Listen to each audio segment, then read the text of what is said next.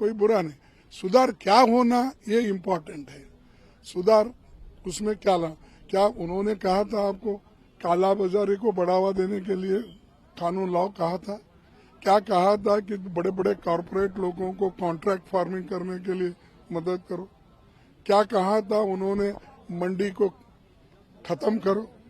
तो ये जो चीजें हैं लोगों को गुमराह करने के लिए तकरीर करना और बात है, लेकिन किसान की समस्या को सुलझाना, समाधान करना और बात है।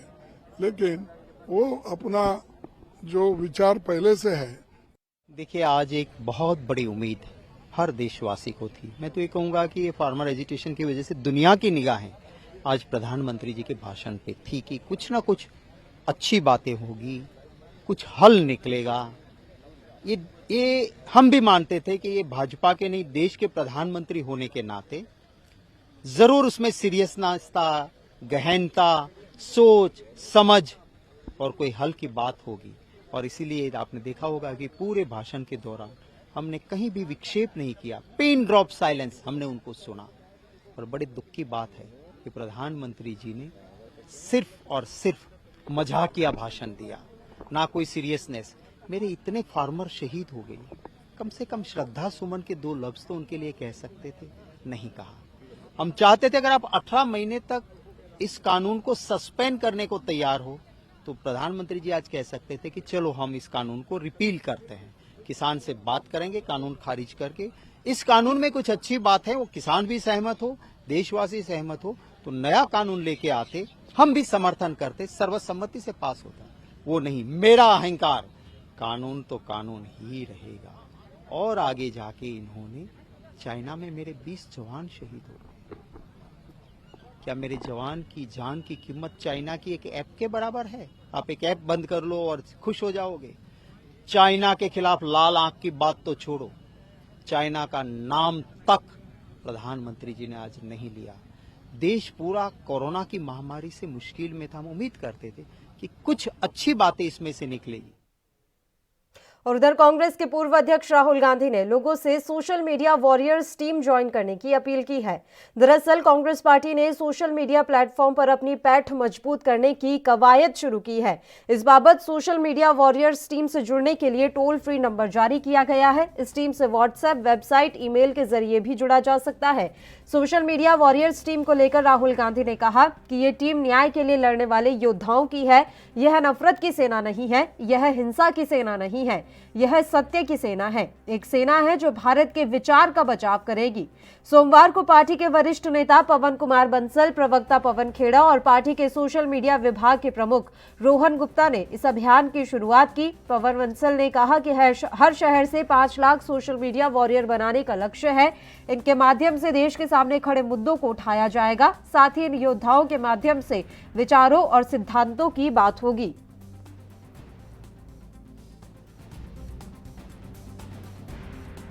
As a young person, you can see what's going on. Nothing's hidden from you. In your schools, universities, colleges, you can see the oppression. You can see the attack on the ideas of India. Look outside Delhi, you can see what is happening to the farmers. The backbone of this war on the nation is a troll army. Thousands of people who spread hatred and anger and are paid to do so. We also need warriors to defend liberal values, to defend the ideas of compassion, peace, harmony, and affection. Come join this army. This is not an army of hatred. This is not an army of violence. This is an army of truth. This is an army that is going to defend the ideas of India. We are building this platform for you, to give you the tools. चलिए इस मुद्दे पर चर्चा की शुरुआत कर लेते हैं। इस समय 2 मेहमान हमारे साथ जुड़ गए हैं। भारतीय जनता पार्टी से देवेंद्र प्रमुख जी और कांग्रेस से गौरव जैन जी इस समय हमारे साथ जुड़े हैं। दोनों ही मेहमानों का बहुत बहुत स्वागत है एएनबी न्यूज पर। सबसे पहले देवेंद्र जी आपके पास आना चाहेंगे। आज प्रधानमंत्री नरेंद्र मोदी के राज्यसभा में वक्तव्य देने के बाद कांग्रेस के तमाम सांसदों की प्रतिक्रिया सामने आई है और हर सांसद कांग्रेस का यही कह रहा है कि बस देश को और सदन को गुमराह करने का काम प्रधानमंत्री ने किया। पलवी जी, ये तो होना ही था। कांग्रेस इससे ज्यादा कर भी क्या सकती है? और जिस तरह से माननीय प्रधानमंत्री जी ने बिल्कुल स्पष्ट तरीके से अपने अभिबोधन के अनुसार संसद में संबोधन किया है पूरे संसद को, और साथ साथ किसानों का कई बार उसमें नाम आया और सम्मान की बात भी की, गारंटी की बात भी की। उन्होंने स्पष्ट कहा है कि एमएसपी को किसी भी हालत में नहीं छेड़ा जाएगा, जो स्थिति है उसी अनुसार चलती रहेगी, मंडियों को कोई खतरा नहीं है, और नए जो हमने कानून बनाए हैं उसमें किसान की जो उपज है उसकी गारंटी देने का, उसको सुधार करने का कार्य किया है। और जिस तरह से ये धरना आप देख चुके हैं और कांग्रेस ने सदन में जो बयान दिया है वो किस तरीके से देते आए हैं उसे कोई नया नहीं है, वो गैर जिम्मेदाराना बयान है और हास्यास्पद भी होता है कि माननीय प्रधानमंत्री जी की गरिमा तो उन लोगों ने कभी देखी नहीं, और जो आज सलाह दे रहे हैं कि आप किसानों की हत्या पर या किसानों की जो शहादत हुई है उस पर नहीं बोले, सैनिकों पर नहीं बोले, तो 70 साल से आप लोग किस किस चीज पर बोलते आ रहे हैं? 4 लाख किसानों को खा गए इस 70 साल के अंदर। आप कितनी शहादतों पर खड़े होकर कांग्रेस के नेताओं ने संसद में या कहीं ऐसा संबोधन किया हो या कहीं श्रद्धांजलि अर्पित की हो तो क्या ऑन रिकॉर्ड है?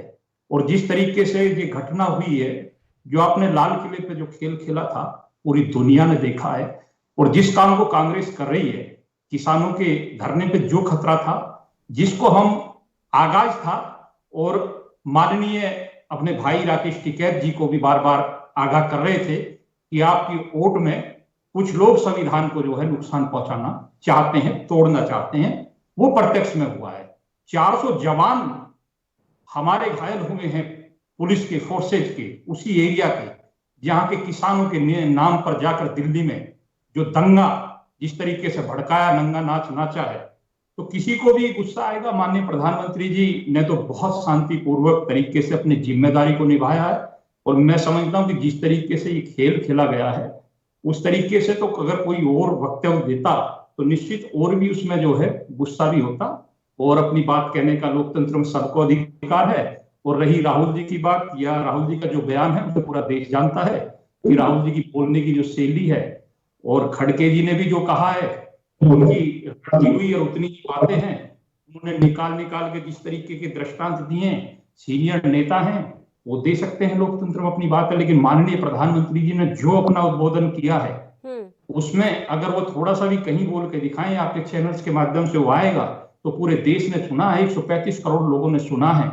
और निश्चित जो है 135 करोड़ में जो 70% की आबादी, 60 से 70 के बीच की जो आबादी किसान भाइयों की है, वो सारे निश्चित माननीय प्रधानमंत्री जी ने जिक्र किया है, अपने काम में लगे हुए, अपने कार्य में लगे हुए, अपने देश सेवा में लगे हुए, जो उनका कार्य उसको कर रहे हैं। और जिस तरीके से आज किसान की राजनीति मंच के माध्यम से हो रही है, वो तो निश्चित है कि सारी पार्टियां इकट्ठा होकर आकर मंच पर चढ़ चुकी हैं, और उनका काम है वो तो करेंगे। ठीक है देवेंद्र जी, बिल्कुल। गौरव जी से एक प्रतिक्रिया ले लेते हैं। गौरव जैन जी, आज प्रधानमंत्री ने आखिरकार किसानों के मुद्दे पर बातचीत की। आप लोग लंबे समय से ये मांग कर रहे थे कि किसानों के ऊपर कुछ तो बोले प्रधानमंत्री। आज जब बोले हैं तो फिर उसके बाद ये बात कही जा रही है कि बस सदन को गुमराह करने का काम किया। या तो पहले से ही क्लियर कर दिया जाए कि प्रधानमंत्री को क्या कहना है, तो उस हिसाब से बातचीत की जाए। लगातार ये बात कही जा रही थी कि प्रधानमंत्री कुछ कह नहीं रहे। आज जब उन्होंने बात की, आंदोलन को समाप्त करने की अपील भी की, तो कांग्रेस सांसद कह रहे हैं कि उन्होंने किसानों की शहादत पर कुछ नहीं कहा, सदन को गुमराह करने का काम किया, कानून को वापस लेने की उन्होंने बात नहीं की। जी देखिए, आज प्रधानमंत्री जी ने करा है वो संसदीय प्रक्रिया में एक काले दिन की तरह में देखा जाएगा। 250 से ज्यादा किसान मर गए। प्रधानमंत्री जी ने एक बार भी उस बात का जिक्र करा कितने लोग मरे? किसी और देश में अगर ऐसा होता तो राष्ट्रीय शोक मना दिया जाता, लेकिन आज प्रधानमंत्री जी एकदम शांत बैठे हैं। अपनी पीठ थपथपाने के अलावा उन्होंने क्या बोला? और आप बताइए, प्रधानमंत्री जी की बातों की हम बात कर रहे हैं। प्रधानमंत्री जी ने क्या बोला था नोटबंदी के बाद कि अगर किसी को कोई भी वहां पर दिक्कत हो तो मैं चौराहे पे खड़े हो जाऊंगा। आज कहां खड़े हैं वो? कौन से चौराहे पे खड़े हैं? कौन सी बातें करते हैं प्रधानमंत्री के? मैं एमएसपी की बात, अगर आपके मंशा साफ है, आप बताइए। बजट अभी पास हुआ, बजट में जो कृषि के लिए बजट है वो 1.5 लाख करोड़ रुपए से घटाकर 1.48 लाख करोड़ रुपए क्यों करा गया? आपकी मंशा अगर साफ थी तो आप बजाते। और दूसरी बात यह है, पहले हमारे देश में नारा चलता था जय जवान जय किसान, आज हमारे देश में चल रहा है मर जवान मर किसान। इस मोदी सरकार की सिवाय प्राइवेट हाथों में पूरे देश को बेचने के लिए फिर 70 साल की बात कर रहे हैं। जो इनकी पूरी सरकार चल रही है, उनकी जो पूरी पार्टी चल रही, ये हमारी बनाई हुई चीजें बेच बेच के चल रही। जो चुनावी चंदा आ रहा है ना, ये यहाँ पे बड़ा बड़ा यहाँ पे भाषण देते हैं भाजपा के प्रवक्ता, क्या बातें कर रहे हैं, पूरा देश बेच रहे हैं। वहां पे चीन की बातें कर रहे हैं आप, कितनी बार उन्होंने चीन का नाम लिया? एक बार बता दीजिए पिछले 6 महीने में कि उन्होंने चीन का नाम लिया हो कि बॉर्डर में उनमें घुस के स्मार्ट सिटी बना दिया। जितनी यहाँ पे स्मार्ट सिटी की बात नहीं कर रहे, उन्होंने हमारे क्षेत्र में घुस के स्मार्ट सिटी बना दिया। इस पे हमारे भाजपा के प्रवक्ता एकदम चुप रहते हैं, कुछ नहीं कहते, कुछ बोलूं तो वही लंबी घुमावदार लच्छेदार बातें। देश पूरा गर्त में जा रहा है। फूड इन्फ्लेशन रेट देखिए, जून में एसेंशियल कमोडिटी एक्ट जो था वो पास हुआ, उस वक्त पे जो हमारी फूड इन्फ्लेशन रेट था वो था 5.8% था। आज वो 10% से ऊपर है। उस पर क्यों शांत है? उसके बाद दूसरी आपने कमेटी बनाई थी जिसका नाम था दलवाई कमेटी, उसने 6 आपको रिकमेंडेशन दिए थे कि एमएसपी जो है उसको कानून में लाइए, किसानों को बैंक माफ वो लोन माफ करिए, उनको सस्ते लोन दीजिए। उनमें से अभी तक मोदी सरकार ने एक भी रिकमेंडेशन नहीं मांगी। उस पर ये क्यों नहीं बोलते? उस पर संसद में क्यों नहीं बोलते? सिवाय अपनी पीठ थपथपाने के अलावा इनके पास कोई काम करा है इन्होंने आज तक? सिर्फ कुछ भी पूछो तो आपने ये करा, आपने वो करा। अरे भैया, आप गाड़ी चलाएंगे तो आगे देख के चलाओगे क्या पीछे देख के चलाओगे? सामने जो गड्ढा आ रहा है उसको देखोगे कि जो पीछे चला गया उसे देखोगे? आप पूरा देश बेच के डाल दिया और यहाँ पर आपसे बड़े बड़े भाषण दे रहे हैं संसद में। शर्म आती है मुझे इस प्रकार की निष्कृष्टतम अगर राजनीति हमारे देश में पहले की होती किसी ने। आप समझिए, नरेंद्र मोदी जी ने जब वो मुख्यमंत्री थे तो अपने सदन के पटल पे खड़े होकर क्या बोला था कि एमएसपी की हमें वहां पे लिखित में दीजिए, किसानों के लिए ये चीज गलत हो रही है, और आज उसी के खिलाफ हो गए। सामने आइए, साफ करिए अपना रुख। हमारी सिर्फ इतनी सी मांग है, और अगर नहीं कर सकते तो भैया आप छोड़ दीजिए सरकार। आप किस लिए बैठे हैं आप? बोलिए देवेंद्र प्रमुख जी, गाड़ी चलाएंगे आगे देखकर चलाएंगे या पीछे देखकर चलाएंगे? देखिए, शायद हमारे मित्र को भी थोड़ा सा चाइना के बारे में कम ज्ञान है, इन्हें याद दिला दे। इस देश का लगभग 40,000 वर्ग किलोमीटर एरिया घेरा था और ये बैठकर तमाशा देखते रहे थे। ये बताने का काम कर रहा हूं मैं आपको। ये बैठकर तमाशा देख रहे थे ये लोग, और उस तमाशे के अंदर बैठे बैठे इन्होंने देखा था कि देश का एरिया कैसे गिरता है, देश का एरिया कैसे गिरता है। और वो चाइना जो बार बार इनके सर पर चढ़ता रहा, और इनकी हिम्मत नहीं पड़ी कि एक बार चाइना को रोक दे। आज उस चाइना को रोका है, उसने 20 तो बराबर में यहां तक आया कि कुछ विदेशी मीडिया ने बोला कि 400 तक नुकसान पहुंचा है 40 का करने के बाद। सेम पोजीशन पाकिस्तान की। तो हमने 10 सदन में खड़े होके बोला आपकी हिम्मत 10 जवानों के सर कट गए, आपने नाम लिया, 10 जवानों के सर कट गए, और ये कहते रहे कि आप जो है पूरा मिनिस्टर आप वो बनाए रखिए, शांति बनाए रखिए। और शांति बनाने के चक्कर में जवान हमारे बैठे रहे और ये शांति की अपील करते रहे। और हमारी जो सेना है, जो दुनिया की नंबर 1 सेना है, वो अपना काम नहीं कर पाई, अपने जवानों का बदला नहीं ले पाई। वो दुसाहस पाकिस्तान ने जब किया तो 10 के बदले 400 सर लाकर इसी सेना ने दिए, इसी सेना ने दिए। यही सेना भारत की है। और जो किसानों की बात करते हैं कि किसानों पे नहीं बोलते, मैं इन्हें दोबारा याद दिलाता हूं कि लंबा समय 4 लाख किसानों, कितनी श्रद्धांजलि आपने लोकसभा और राज्यसभा में दी है। आप कहते हैं कि हम लच्छेदार भाषण देते हैं, हम लच्छेदार भाषण नहीं देते। आप जीडीपी की बात करते हैं, विकास दर की बात करते हैं। विकास दर आज वर्ल्ड में टॉप दर पर हम हैं। जो कोरोना महामारी संकट दौरान के दौरान 9 महीने तक बराबर आज 1 साल का पूरा समय हो लिया, उसमें हमने अपने आप को संभालते हुए पूरी दुनिया में एक मैसेज दिया है कि भारत ऐसी कंट्री है कि जिसके लिए WHO ने कहा था कि स्वयं को नहीं संभाल पाएंगे, सबसे बड़ा नुकसान उठाएंगे। वो नुकसान की तो बात छोड़िए, भरपाई करने के बाद भी दुनिया की मदद की है और नंबर 1 पर खड़े हैं पूरी दुनिया। कोई कहता है कि हनुमान जी संजीवनी लेकर आ रहे हैं, दोबारा भारत में उत्पन्न हो गया है और एक हमारे विपक्ष एक हमारे विपक्ष पर माथा पीटने से काम नहीं चलेगा। सुनते रहिए आराम से। एक आप लोग एक-एक करके बात करेंगे। गौरव जी एक-एक करके बात करेंगे। प्रधानमंत्री के लिए 2 शब्द बोल दें। अरे शर्म आनी चाहिए आप जैसे लोगों को। क्यों मरिए आपकी आवाज, आपकी कोई औकात नहीं है सवाल करने की। आप चाहते हैं नहीं है ना कि देश में विपक्ष हो? नहीं, आप चाहते नहीं है क्या देश में विपक्ष हो? 40 मोदी की पार्टी है। आप कहाँ लड़ने की बात कर रहे हैं? सबसे ज्यादा किसान मर गए, उनके लिए कुछ ट्वीट नहीं करा। अरे 250 की बात कर, मैं 4 लाख की बात कर रहा हूँ। किसी की औकात अरे आपका 4 लाख, इस देश में आपने साबित कर दिया। इस देश में सिर्फ अडानी अंबानी की औकात है और किसी की औकात नहीं है, और ये आपने साबित कर दिया।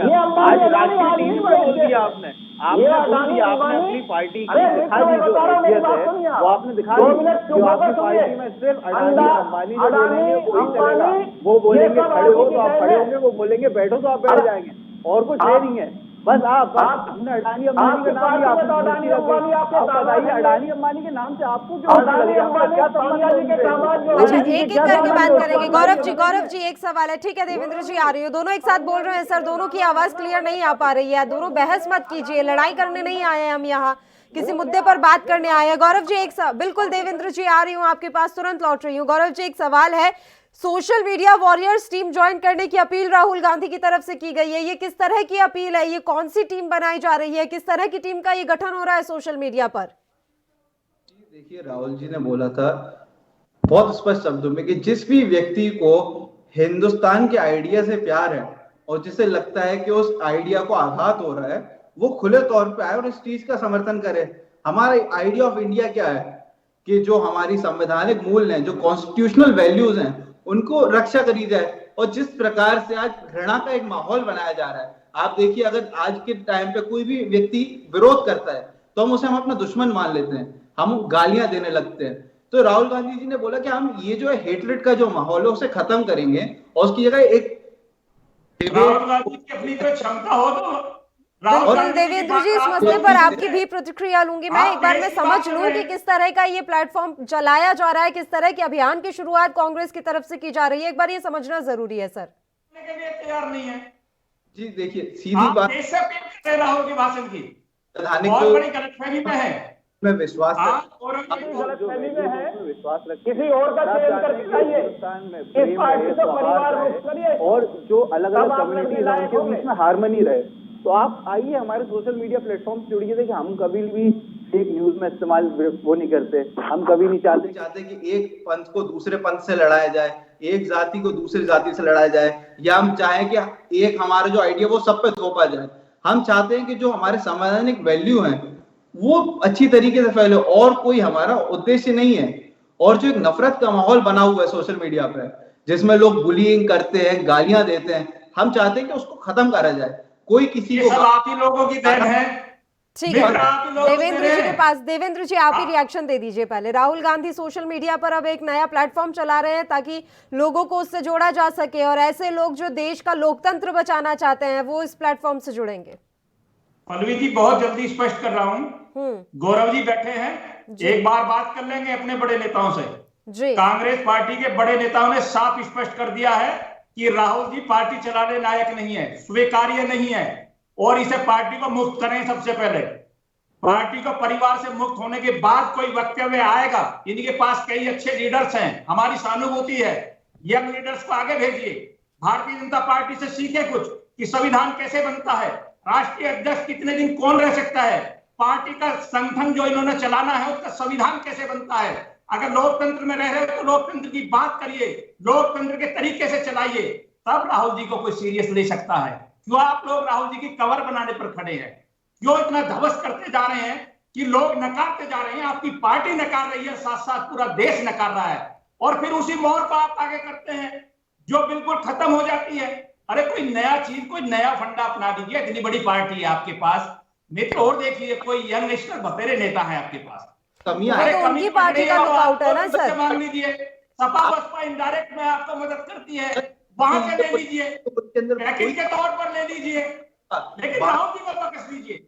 राहुल जी से तो मेरी इस तरीके से राहुल जी की गति उठा रखी आप लोगों ने, इसका क्या अब तो मेरे जैसे लोगों को भी सहानुभूति होने लगी। कोई भी वो कमी हो तो पूरे 12 कैबिनेट के लोग आपके आके क्यों उनको वो करते हैं? कोई एक वो बयान देते हैं, 12 कैबिनेट के लोग आके बोलते हैं। मतलब आप समझिए, आपको तो इतने सारे नेता दिखते कांग्रेस पार्टी में, हम भी कांग्रेस पार्टी में, आप हमारे ऊपर बोलिए ना, क्यों कैबिनेट मंत्री से उन्हीं को देखते हैं, किसी और को क्यों नहीं देखते? आपके पास कुछ और है नहीं ना, आप किसी को फ्रंट पे भेजते नहीं, आपको तो सिर्फ एक ही मोहर है आपके पास, एक ही पहलवान आपका हारा हुआ भी, जीता हुआ भी, गिरा हुआ भी, चढ़ा हुआ भी, आपको तो सिर्फ राहुल जी दिखते हैं। सिंगल विकल्प है और वो राहुल गांधी है। वो चले तो भी वही, ना चले तो भी वही। अगर एक बार कास्तूर फायर हो जाता है तो दोबारा गन में लगाकर कब तक चलाओगे आप? राहुल जी, आपकी गन में इस समय फ्लॉप हो चुके हैं, नया कारतूस तलाश करिए और उसको पेश करिए। विपक्ष के तरीके से विपक्ष चलाइए, लोकतंत्र में विपक्ष की भूमिका होती है और हमारी सहानुभूति है गौरव जी कि आप विपक्ष में बैठकर अच्छी बातें उठाएं और लोकतंत्र में सहभागिता अपनी प्रदान करें, जिससे लोकतंत्र चले। ठीक है देवेंद्र जी, अब मैं एक बार गौरव जी से प्रतिक्रिया ले लेती हूँ। बिल्कुल देवेंद्र प्रमुख जी, एक बार मैं उनकी बात सुन लूँ, पूरी बात उनकी कंप्लीट हो जाने दीजिए। आप जो कह रहे हैं कि विपक्ष की भूमिका होती है लोकतंत्र में, मैं वही जानना चाह रही हूँ, जो ये सोशल मीडिया प्लेटफॉर्म उन्होंने शुरू किया है वो क्या भूमिका निभाएगा? एक बार उनको पूरी बात रख लेने दीजिए। बोलिए गौरव जी। जी देखिए, आज हम देख रहे हैं कि एक प्रकार से एक नैरेटिव बना हुआ है कि अगर आप कोई भी चीज सरकार के खिलाफ बोलते हैं तो लोग जो होते हैं एक पर्टिकुलर मानसिकता के, एक आइडियोलॉजी के, वो आपको दुश्मन मानने लगते हैं। वो आपको देशद्रोही बोलेंगे, वो आपको गैर हिंदू बोलेंगे, वो आपको हिंदू विरोधी बोलेंगे। हम लोग बोलते हैं कि अगर आप सरकार से या किसी पार्टी के मत से सहमत नहीं है तो ठीक है, असहमत होना आपका संवैधानिक अधिकार है और उस असहमति की वजह से आपके बीच में दरार नहीं आनी चाहिए। कोई भी व्यक्ति, जब आपने देखिए कि एक ऑर्डर निकाला उत्तराखंड पुलिस ने कि अगर आप सरकार के खिलाफ सोशल मीडिया पे लिखेंगे तो आपका पासपोर्ट क्लियर नहीं होगा। ये कहाँ का लोकतंत्र है? क्या हम इस हमारे जो लोक संविधान बनाया था जिन्होंने, क्या वो इस बात की परिकल्पना भी कर सकते थे? बिहार में उन्होंने बोला कि अगर आप सरकार के खिलाफ लिखेंगे आपको पुलिस, आप सरकारी सकते, गलत दिशा में जा रहे हैं गौरव जी। ये क्या है? ये मतलब आप समझिए, ये किसी लोकतंत्र, ये सद्दाम हुसैन के राज में भी नहीं होता था। जो अलकायदा यहाँ बनाने जा रहे हैं ये लोग, ये इनके आइडियल वही है, ओसामा बिन लादेन इनके आइडियल। मैं अभी भी बात समझ नहीं पा रही हूँ गौरव जी, ऐसा क्या कर रहे हैं, ऐसा क्या हो रहा है हमारे देश के जो माइनॉरिटी कम्युनिटी है, जो पूरे समाज है, उसके साथ हम ऐसा क्या कर रहे हैं जो ये बात बार बार कांग्रेस के नेताओं के द्वारा कही जा रही है? सर मुझे तो ये नहीं समझ में आ रहा है। ब्रिटेन की संसद में ये बात कही जाती है कि हमें भारत से सीखना चाहिए कि इतने धर्म होने के बावजूद किस तरीके से सबको एक जैसे अधिकार दिए गए हैं, और हम यहाँ बैठकर ये बात कर रहे हैं कि इस तरह के लोगों के साथ हम ये कर रहे हैं, या फिर जो अल्पसंख्यक समुदाय है उनके साथ अत्याचार हो रहा है। क्या अत्याचार हो रहा है, मैं ये जानना चाहती हूँ सर। नहीं, मैं अल्पसंख्यक का नहीं बोला सर। आप जिस दिशा में जा रहे थे आप घुमा कर बोल रहे थे, मैंने सीधा सीधा बोल दिया, बस इतना फर्क है। नहीं, मैं घुमा के मैं ये बोल रहा था कि ये लोग इनके आइडियल हैं। जो अल्पसंख्यक, देखिए मैं अल्पसंख्यक की बात उसको बोल रहा हूं जो भी आदमी असहमत है सरकारी मत से, उसको ये लोग बोलते हैं कि आप देशद्रोही हैं, जो कि इस बात पर मैं सहमत हो जाती, लेकिन ये सद्दाम और ये तमाम जो नाम आपने लिए हैं, अलकायदा, ये मेरे समझ से परे है ना सर। ये सद्दाम अलकायदा कहाँ बीच में आ गया? कहाँ हमारा देश, कहाँ क्या हो रहा है हमारे देश में? मैं आपसे समझना चाह रही हूँ, ऐसा क्या हो गया है? जी मैं बिल्कुल बोल रहा हूँ, जैसे सद्दाम हुसैन अपने राज्य में करता था कि जो सरकार के खिलाफ बोलता था आप उसको जेल में डाल दीजिए, बिना किसी कानूनी कार्रवाई के उसे जेल में डाल दीजिए, बिना उसको आप समझिए उसका पासपोर्ट रद्द कर दीजिए, जो उसको लोकतांत्रिक अधिकार है उसे खत्म कर दीजिए। तो ये हमारे देश के तो कानून नहीं था, ये हमारे देश की परंपरा नहीं थी, ये परंपरा तो वहीं से आई है, और जो हिटलर करता था वही हमारे देश में ही कर रहे हैं। लोगों को बांटो और राज करो, इसके अलावा और क्या है? चलिए ठीक है सीधी गौरव सीधी जी, बात है। देखिए मैं बहुत बड़ी बात यहाँ पर कहूंगी कि मैं जब भी कोई शो करती हूँ और सरकार की कोई गलत नीतियां सामने आती है तो मैं सरकार का खुलकर विरोध करती हूँ।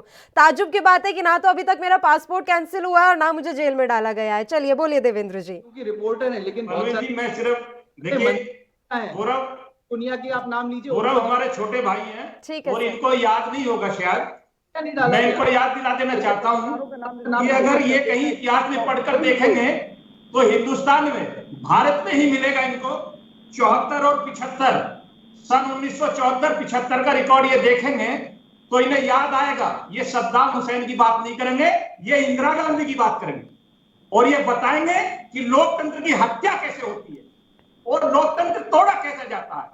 अगर सद्दाम की बात याद करना चाहते हैं, अगर ये हिटलर की बात करना चाहते हैं तो इन्हें कहीं जाने की जरूरत नहीं है। इन्हीं की पार्टी में, इन्हीं के घर में, इन्हीं के परिवार में, स्वयं इन्हीं की आइडियल नेता सबसे बड़ी जिसे मानते आए हैं वो हमारे बीच में नहीं है। हमारी पूर्व प्रधानमंत्री थी, मैं उनको फिर भी नमन करता हूं, वो इंदिरा गांधी की थी और इन्हें इंदिरा जी से वो तुलना कर देनी चाहिए। लेकिन हमारे लोगों को, हमारे भाइयों को ज्ञान का अभाव है, इसलिए कभी इराक जाते हैं, कभी जापान चले जाते हैं, कभी इंग्लैंड चले जाते हैं। अरे भारत बट आप भी देखते रहिएगा देवेंद्र प्रमुख जी, आप भी देखते रहिएगा जो सोशल मीडिया पर ये अभियान चलाया जा रहा है, कहीं नींद ना उड़ा दे वो भारतीय जनता पार्टी की। इतनी संख्या में लोग इस अगर सोशल मीडिया प्लेटफॉर्म से जुड़ गए तो वो आपके लिए भी खतरे की घंटी ही होगा। अभी आपको लग रहा है कि देश में विपक्ष नहीं है, कांग्रेस मुक्त भारत, तमाम तरह के नारे भारतीय जनता पार्टी भी दे रही थी, लेकिन अब राहुल गांधी के फॉलोअर्स बढ़ गए हैं तो नींद तो आपकी भी कहीं ना कहीं उड़ गई है। और अब ये जो प्लेटफॉर्म नया चलाया जा रहा है उस पर नजर बनाए रखिएगा कि किस तरह से जो है कंट्रोल में कर पाएंगे। आखिरी कमेंट गौरव जी आपसे फटाफट से चाहूंगी क्योंकि समय की कमी है सर हमारे पास। जी देखिए मैं जो उस टाइम बोल रहा था मैं उस पे अभी भी अड़े हूँ। हम चाहते हैं कि कोई भी देश में अगर किसी से असहमत हो तो उसको दुश्मन ना माने, चाहे वो सरकार हो चाहे वो लोग हो आपस में, और हर व्यक्ति को लोकतंत्र में अपनी असहमति रखने का अधिकार हो। अगर हम आपसे असहमत हैं तो उसे बोलने का हमें अधिकार हो बिना किसी कॉन्सिक्वेंसेस के। हो रही है जो आप एक दूसरे को हम देखते हैं रेशियल अब्यूज है या फिर महिलाओं के खिलाफ जो बोलते हैं या गालियां देते हैं वो खत्म हो। हम बस ये चाहते हैं कि अगर हमारा संख्या बल ज्यादा होगा तो हम इन चीजों पर अंकुश लगा सकते हैं, बस हम यही चाहते हैं और कोई हमारा इसका मंसूबा नहीं है।